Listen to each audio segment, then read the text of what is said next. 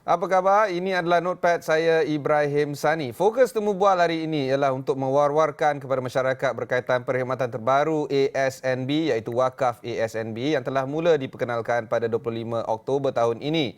Wakaf ASNB mengorak langkah sebagai alternatif baru pelaburan unit amanah saham dalam mengembangkan fungsi dan nilai tambah perkhidmatan ke arah pengurusan dana wakaf oleh institusi korporat yang mendapat pengiktirafan mutawali.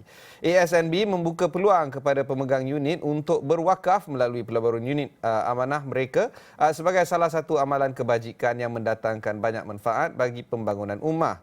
Dalam sesi hari ini, kita bersama Yang Bahagia Profesor Dr. Muhammad Akram Laldin yang merupakan pengerusi ASNB Wakalah Senia Berhad untuk membincangkan topik erti kekayaan sebenar yang mana kita akan berkongsi mengenai wakaf ASNB yang telah dilancarkan pada tahun ini.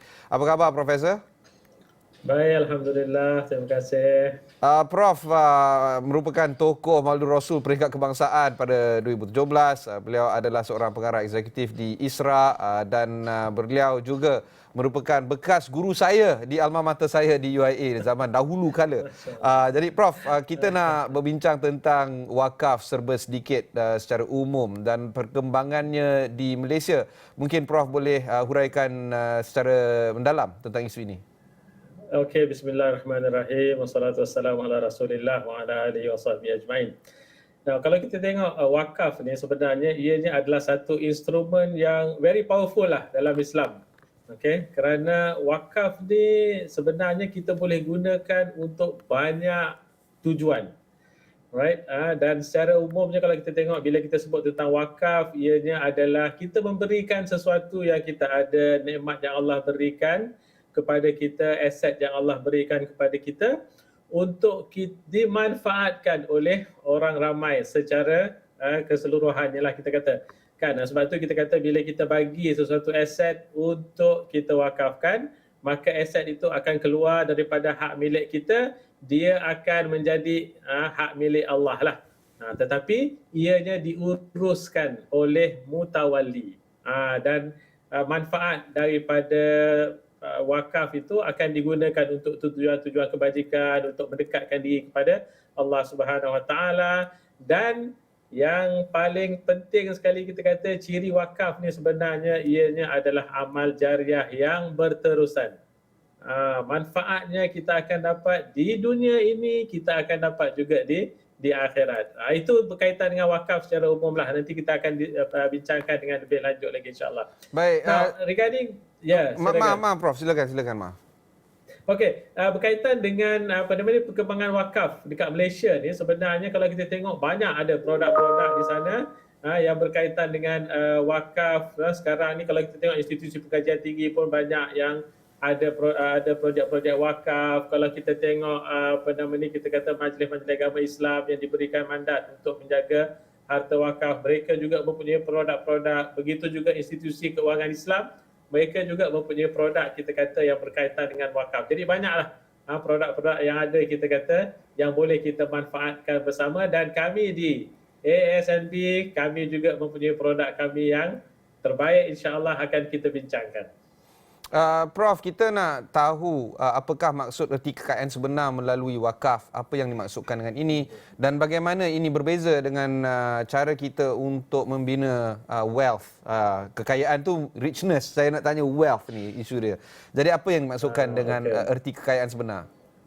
Okey, kalau kita tengok Nabi SAW sebenarnya dah bagi panduan kepada kita dalam satu hadis.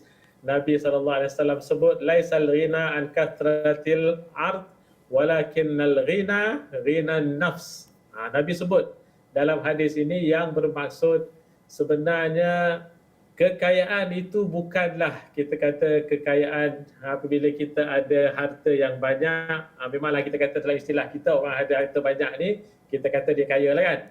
Okay? Tapi dalam istilah Islam yang disebutkan oleh Nabi SAW dalam hadis ini, ianya bukan hanya terhad kepada orang yang mempunyai harta, tetapi ghina nafs, mana tu orang yang mempunyai jiwa yang besar, orang yang mempunyai jiwa yang dapat mengorbankan harta dia untuk diberikan, untuk dikongsikan dengan mereka-mereka yang kurang berpendapatan. Sebab tu kalau kita tengok dalam Al-Quran, Al-Quran tekankan konsep mana tu untuk kita berkongsi kekayaan yang diberikan oleh Allah Ta'ala.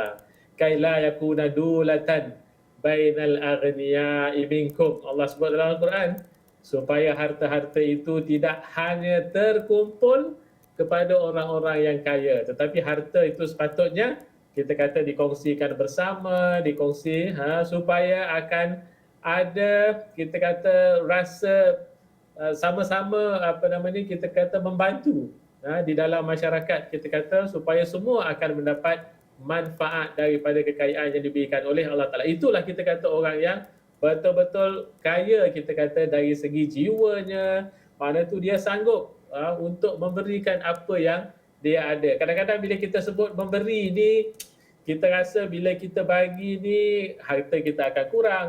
Tapi dalam satu hadis lain, Nabi SAW sebut bahawa apabila kita memberikan sesuatu itu, maka ianya tidak akan menjadikan kita kurang, tetapi Allah akan menambah lagi kepada kita dengan sebab keberkatan yang akan diberikan oleh Allah Ta'ala kepada harta yang dia berikan kepada kita. Jadi sama-samalah kita kata kita urus harta kita. When we talk about wealth, wealth is a very important concept in Islam. We have wealth planning in Islam, wakaf, sadaqah, zakat, all is within the ecosystem of wealth management in Islam. So we really need to understand and have to have a proper concept when we talk about wealth management in Islam. Prof, kita nak faham secara mendalam tentang aset wakaf yang dilaburkan melalui produk ASNB.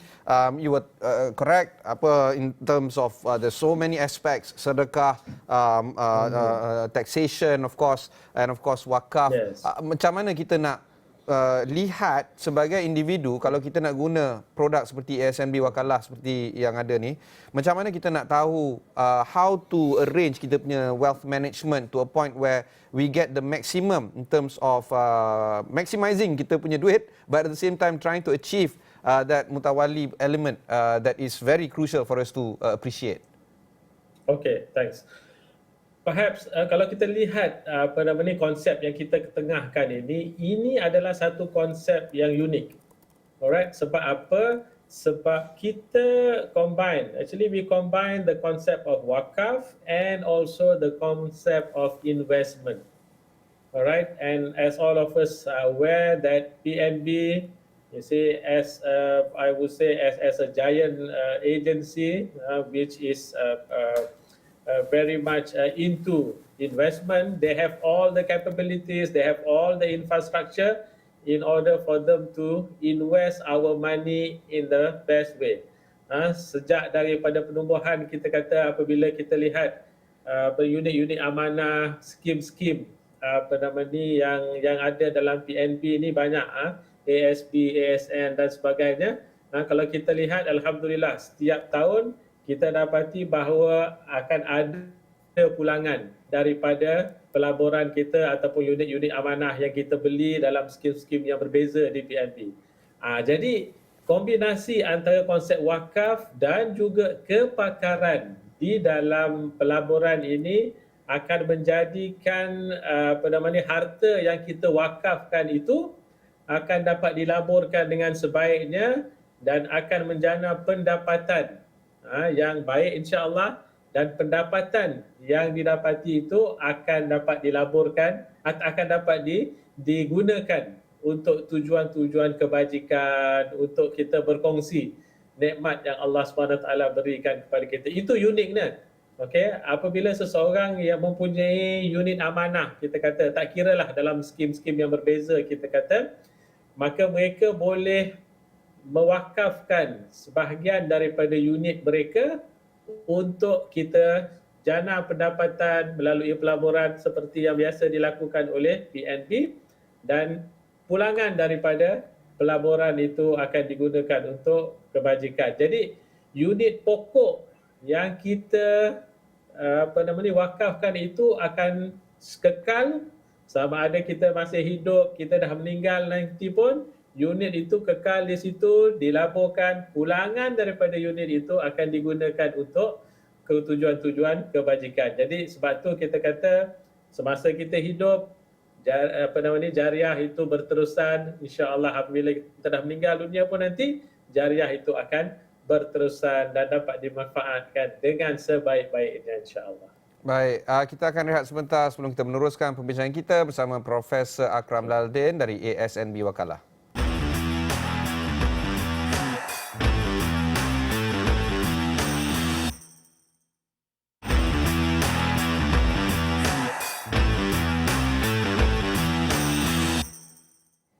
Salam sejahtera. Ini adalah Notepad. Saya Ibrahim Sani, bersama kami di atas talian adalah Profesor Dr. Muhammad Akram Laldin, pengerusi ASNB Wakalah. Kita sedang bincang tentang produk wakaf yang diperkenalkan oleh ASNB. Profesor selaku pengerusi ASNB Wakalah yang menguruskan dana wakaf di ASNB, mungkin Prof boleh terangkan sedikit tentang produk wakaf spesifik ASNB. How is it being presented? Hello. Kita boleh guna melalui app dan sebagainya ke bagaimana? Alhamdulillah, kita kata ASNB Wakalah adalah satu syarikat yang ditubuhkan oleh ASN dan kita mendapat mandat daripada Majlis Agama Islam Wilayah dan kita telah pun mendapat status mutawali pada 22 hari bulan September tahun ni hari itu. Dan status mutawali ini memberikan hak kita kata kepada ASNB Wakalah untuk kita menguruskan wakaf secara keseluruhannya daripada awal, daripada kita unit-unit yang diwakafkan itu, kemudian pelaburan, kemudian pengagihan dan sebagainya. Jadi alhamdulillah kita nak ucap terima kasih juga kepada Majlis Agama Islam Wilayah dan memberikan kepercayaan ini kepada kita. Dan sebenarnya kalau kita lihat perkhidmatan wakaf ASNB ini merupakan satu perkhidmatan yang diperkenalkan kepada semua pemegang unit amanah ASNB, ya, dan inisiatif ini adalah inisiatif ASNB PNB dengan kerjasama MAWIP sebagaimana saya terangkan tadi, dan ASNB menawarkan perkhidmatan wakaf ini kepada semua pemegang unit yang berusia 18 tahun dan ke atas. Jadi sebagaimana saya terangkan tadi, sesiapa yang ingin untuk berwakaf, maka peluang untuk berwakaf ini terbuka. Sebab tu kita kata bila kita sebut wakaf ni bukan setakat kita bagi tanah kita, kita bagi bangunan, kita bagi aset kita untuk kegunaan tertentu saja, tetapi unit amanah yang kita pegang pun kita boleh wakafkan. Dan unit-unit amanah ini akan digunakan dengan tujuan yang terbaik insya-Allah. Dan wakaf ASNB ini adalah dalam bentuk unit amanah, ianya bersifat muabbad ataupun kekal. Maksudnya di sini ialah apabila seseorang telah mewakafkan unit amanah dia, maka dia tak boleh tarik baliklah wakaf tu. Kan wakaf itu akan kekal, status unit-unit dia itu akan kekal, dan hak milik unit itu akan dipindahkan ke dana wakaf itu dan akan diuruskan oleh mutawali iaitu kamilah di ASNB Wakalah. Dan ASNB juga memudahkan dan menjadikan platform kepada pemegang unit untuk berwakaf sebagai bekalan untuk akhirat. Jadi untuk berwakaf ni kita kata sama ada kita boleh pergi ke cawangan-cawangan ASNB di seluruh negara, melalui kaunter kita boleh wakafkan. Begitu juga kita boleh wakafkan melalui aplikasi My ASNB. Jadi kita ada aplikasi kita ataupun melalui web, buka saja website, web page ASNB, melalui platform-platform yang kita ada itu, maka kita boleh wakaf. Jadi mudah saja kita kata. Dengan telefon pintar kita, you can always invest into wakaf through your iPad, through your whatever devices that you have. I mean it is very easy. Jadi nak buat baik itu mudah sekarang ni alhamdulillah, dan kita sama-sama ambil peluang ni untuk kita berwakaf insya-Allah. Prof, dengan penglibatan syarikat korporat dan institusi pelaburan macam ASNB, adakah Prof berpendapat wakaf di Malaysia boleh diperkasakan? But my follow-up question would be mungkin market perception and market understanding will also be improved. Apa pandangan Prof? Okay, you see, if we look into our wakaf infrastructure in Malaysia, of course, I mean, we still need to do a lot of things. And Alhamdulillah, now we can see there are a lot of effort that is undertaken by different parties. And Alhamdulillah, we at ASN, okay, we are also doing our part in order to entrench wakaf in the society. As we know that wakaf is a very powerful tool. It can be used for different purposes. It can be used for building infrastructure. It can be used to help the needy. It can be used to enhance, you see, the capability of the small and medium enterprises, SME and whatnot. So a lot of avenue kan. Kita boleh gunakan banyaklah kita kata wakaf ini. Jadi dengan sebab itu kita kata kita memerlukan institusi yang kukuh, yang mempunyai track record yang baik untuk menguruskan wakaf. Kalau kita tengok selama ni mungkin kita kata kepercayaan masyarakat terhadap wakaf itu agak kurang dengan sebab banyak kita kata aset-aset wakaf itu terbiar. Apabila seorang tu bagi rumah ke, dia bagi aset dia tertentu, dia tak dapat jaminan bahawa aset-aset dia itu akan diuruskan dengan baik. Jadi kita perlukan kepada institusi yang mempunyai semua kepakaran, yang mempunyai kebolehan, yang mempunyai infrastruktur yang lengkap kita kata untuk menguruskan wakaf. Bila institusi sebegini menguruskan wakaf, maka insya-Allah kita kata ianya akan menjana pendapatan yang berterusan. Bukan kita kata pendapatan itu setahun dua saja, tetapi setiap tahun. Sebagaimana yang kita tahu track record PNB kita kata di dalam menguruskan pelaburan, kita alhamdulillah kita kata selama ini begitu baik sekali. Dan perkara yang sama juga akan berlaku kepada wakaf.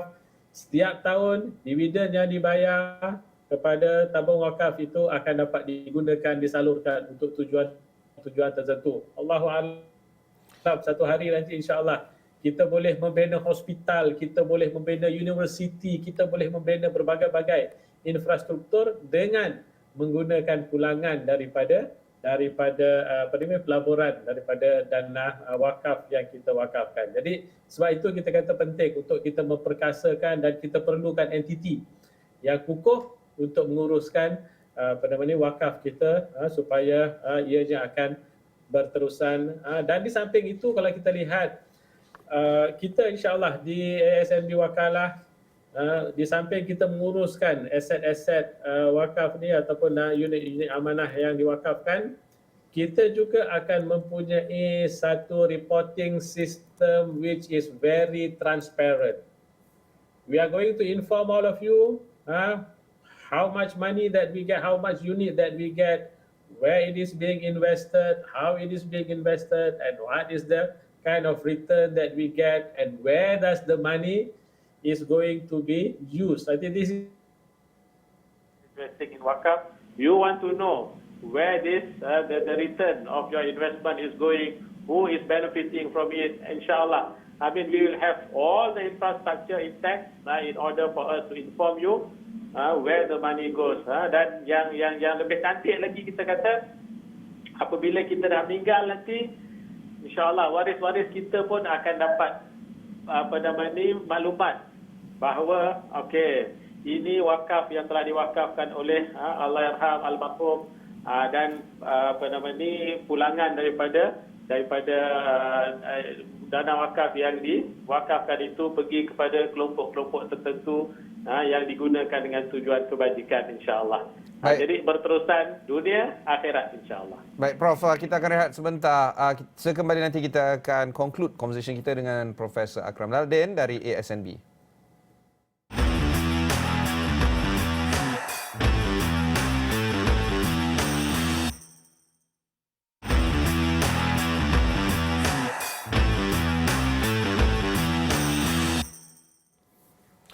Apa khabar? Saya Ibrahim Sani. Ini adalah Notepad. Bersama kita di atas talian adalah Profesor Akram Laldin dari ASNB.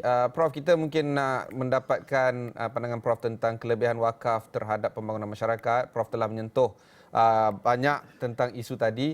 Tapi mungkin kita nak tengok tentang bagaimana ia boleh mengimbangkan posesi harta ataupun balancing wealth holdings seseorang. Mungkin Prof boleh berikan pendapat tentang how this can help in terms of managing your wealth in terms of not just dunia akhirat, but how we need to look at wealth management per se when it comes to wakaf. Okay, I mean, if you look into the phenomena in the global scene now, but if you look globally, there are imbalances between the I would say super rich and also the rich and also the poor. Basically, I mean the super rich, I mean they are controlling most of the wealth in the world. Okay, there is some statistic which says that the super rich, 10% of the super rich, they are controlling 90% of the wealth, and only 10% of the wealth of the world is being, used or controlled by the 90% of this. So you can see that, I mean, this kind of imbalances that is happening in the society across the globe. Now, as an individual, of course, dekat sinilah kita kata Islam sebenarnya memberikan kepada kita instrumen yang berbeza-beza untuk kita memastikan bahawa kita dapat mengurus harta kita dengan baik. Okey, jadi kita ada zakat. Zakat ini wajiblah. Mana tu no doubt. I mean we have to pay it, whether we like it or not. Itu kita kata 2.5% kita kata daripada apa yang Allah bagi kepada kita, bila cukup nisab, cukup haul, kita kena bagi. Dan zakat ini adalah untuk golongan tertentu. Sebagaimana kita tahu ada 8 asnaf yang disebutkan di dalam Al-Quran. Kemudian kita ada sedekah. Okey. Kemudian kita ada wakaf. Kita kata jariah kita dan sebagainya. Jadi melalui instrumen ini, I mean this is the safety net that Allah Subhanahu Wa Taala has created for us. Why? So because Allah want us to share the wealth that we have. Okay? And kita kena faham bahawa sebenarnya harta yang Allah berikan kepada kita ini adalah amanah.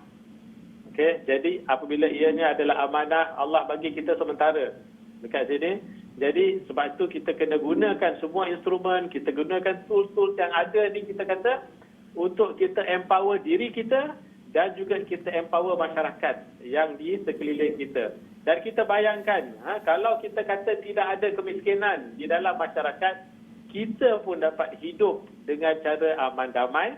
Okey, tak adalah kita risau, orang nak datang rompak aku, orang tak ada duit nak makan, dia nak rompak aku dan sebagainya, tak ada. Kan, insya-Allah, sebab semua orang, everyone will get their share from this wealth. I mean, you can imagine how harmonious the society is going to be, and this has happened. If you look into the history of Islam during the time of Umar Abdul Aziz, for example, I mean, there is no people who is eligible to receive zakah money. Why? Because everyone have their own. You see, I mean, everyone has wealth. I mean, it has been proven in the history of Islam, and it is not impossible for us to achieve it today. But each and every one of us, we have to play our role. And insyaAllah, kita kata dengan kesedaran yang ada, kita kata dengan perkongsian yang ada, maka Allah SWT akan memberikan keberkatan kepada harta yang diberikan kepada kita. Dan insyaAllah, hidup kita akan aman damai dunia dan juga akhirat, insyaAllah. Jadi sama-samalah kita melabur, kita kata, dalam skim wakaf ASNB, insyaAllah. Baik, ini sempena Minggu Saham Digital 17 hingga 23 November. Pelbagai produk, acara, event dan sebagainya yang ditawarkan oleh ASNB. Kita mungkin boleh meneliti secara lebih mendalam tentang produk-produk yang ada. Maklumat lanjut berkenaan dengan wakaf ASNB boleh didapati di laman web rasmi asnb.com.my dan menerusi laman media sosial rasmi ASNB. Profesor, terima kasih kerana bersama kami. Tadi anda telah mendengar Profesor Dr. Muhammad Akram Laldin, pengerusi ASNB Wakalah Sdn Bhd. Terima kasih kerana bersama kami hari ini. Jika anda terlepas mana-mana bahagian dalam temu ramah ini, sila layari astroawani.com, cari wakaf, cari ASNB maupun cari notepad. Saya Ibrahim Sani, teruskan bersama kami di Astro Awani.